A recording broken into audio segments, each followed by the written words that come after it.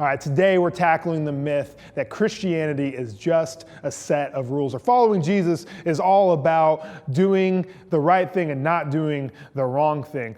You probably have that belief at one point about the Christian faith, whether you are a Christian or you're a church person or not. At some point, you've probably thought that about Christianity, that all it is a bunch of do's and do nots. I lived like that in high school for a long time, believing that if I could just be good enough, that I'd somehow earn my salvation, if I could just do the right things enough and not do the wrong things enough, that I would be good. But what I found is I felt like I was always missing out on what other people were doing. Or if I was good for a while, I would end up just failing at some point, and then I would just feel like a failure. I don't know if you've ever met somebody who really is good, that really doesn't mess up, or maybe there's somebody that will never admit to messing up. They tell you that they're really good and will never admit to being wrong. And if you haven't met somebody like that, that's probably you.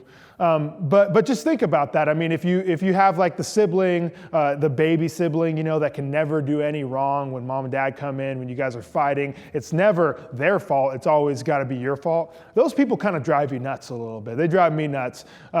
I remember doing that with my little sister. Like, she could do no wrong in our family. It would always be my fault. And honestly, usually it was. But those kind of people can kind of drive you a little bit crazy.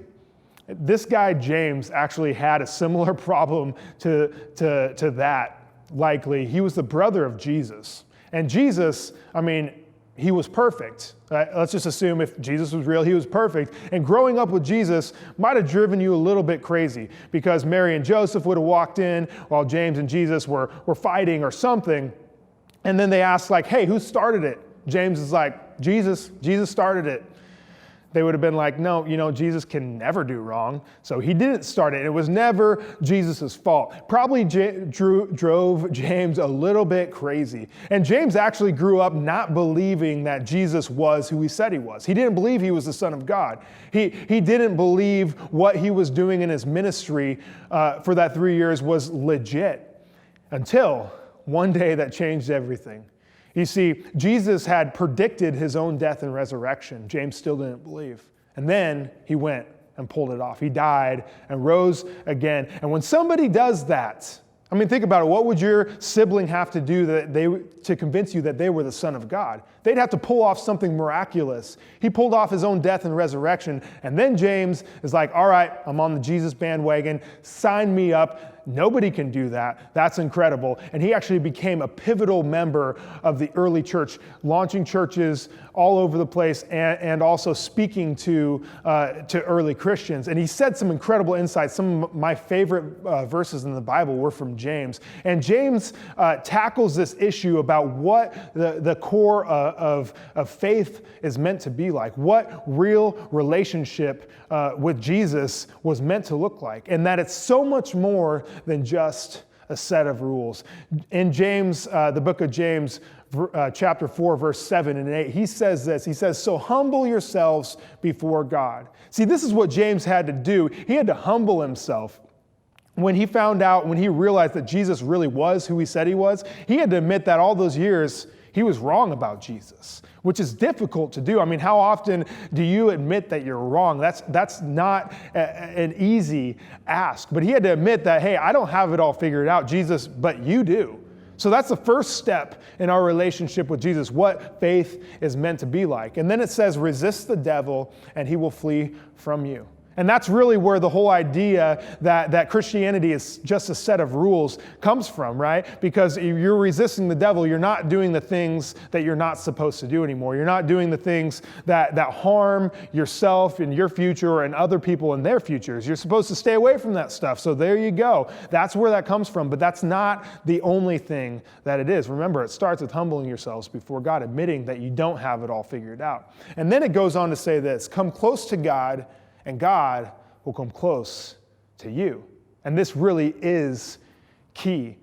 You see, it's not about a set of rules. Even though Christians may look like they don't do certain things and they do other things that are good, that's not it. It's because of this, because they have come close to God and God has come close to them.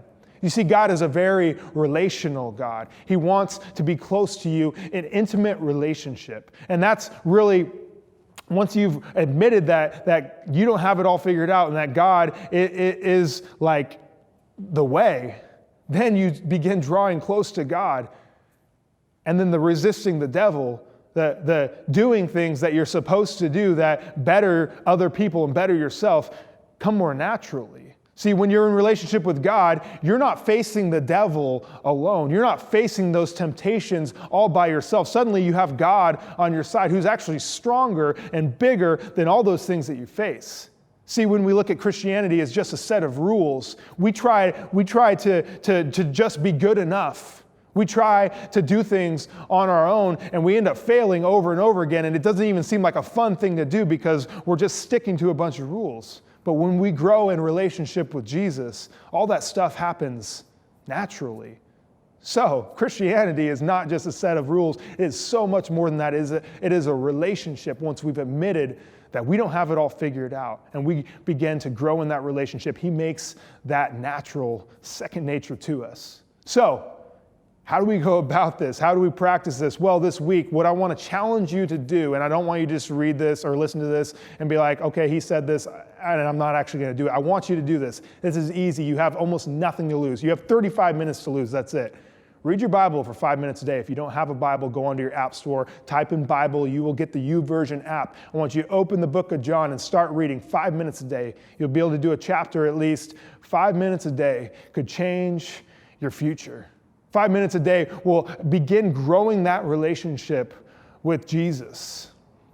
And then I'd also like to challenge you to pray for 30 seconds a day. It's really quick, really easy. Just reach out and be like, hey, God, I need your help. I need your support in this. Please be with me. It has the ability to change everything. So this week, Branches Youth, go out, draw close to God and watch him draw close to you and change your perspective about Christianity and following Jesus. Love you guys. Have a great week.